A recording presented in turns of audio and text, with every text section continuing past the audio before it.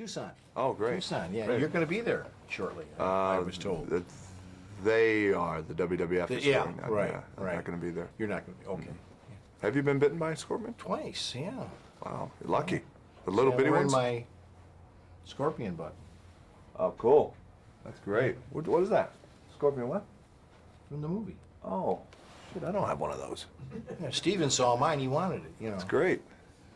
They'll get you one. Thank you. Anytime you're ready, Jim. Anytime I'm ready, okay.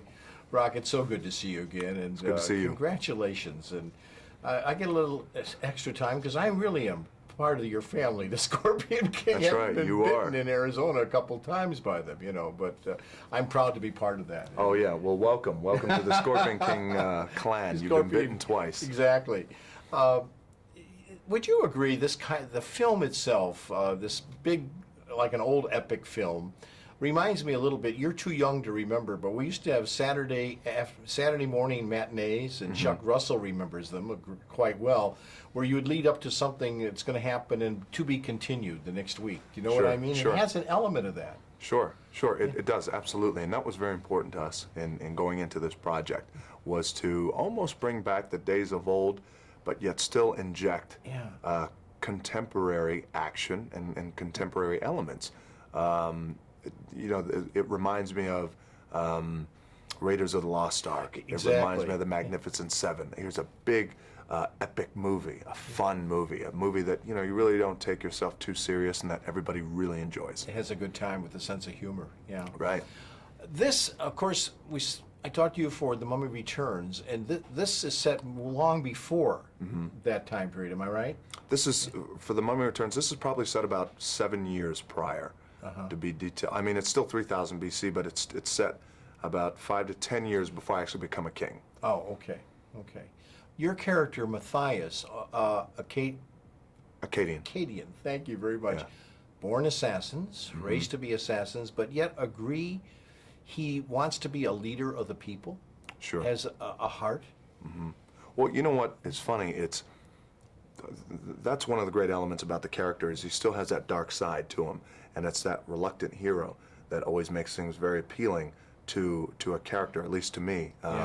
And he discovers that he is more than just an assassin. But the key is, well, you know, he's discovering that I was born to lead thousands of men, lead the people. But I don't want to be that leader. I don't want to be king. I just want to go on my mission. You know, so he's still ambivalent. He's still fighting these feelings. And he discovers that he's more than an assassin, discovers that he's falling in love as well. With his number one enemy that he's supposed to assassinate. That he's supposed to Kelly, assassinate. who is not bad. That's right. That's right. No, he's very beautiful. Yes, she is. Yes, she is.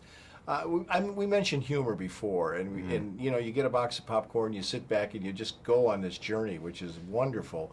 And the guy that plays your sidekick, Grant Heslov, Very he funny. does add a comic relief to the film. Yeah. Sure, absolutely. And the great thing about and the comedic element involved was very important to us. And Grant, I thought, did a great job of playing the comedy and without really trying to be funny. Yeah.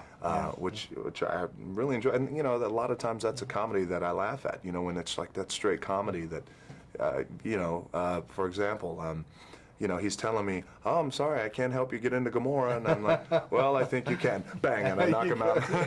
You shut him up, yeah. Yeah, sure. You know, there's just so many wonderful scenes that I just jotted a few down, and we don't have time to, but from the very open scene, you come down the fire chimney like Santa Claus, kind of, you know. That's just unbelievable. And then your mode of transportation. Kelly said she wished it had been different. Right. The camel, my God, what was that like? I know. Boy, you know, I felt, you know, here's the thing. You feel for a woman being on a camel for hours and hours and hours. But, you know you've got to feel for us being on a camel for hours and hours, because it does not feel good with the hump, you know, and the way you and I are blessed, you know, it's just one of those things that it's difficult and it hurts. But it was, that was another great relationship in the movie. You know, everybody else has horses. The Scorpion King has a camel. As a camel, he's different, yeah. I'm totally out of time. Tony has given me this, but I just want to say, this film has everything. I mean, adventure, great scenes. It's an epic. It's go see Scorpion King. You're going to have a wonderful time. Thank you very much. So It's good seeing you again. Thank you.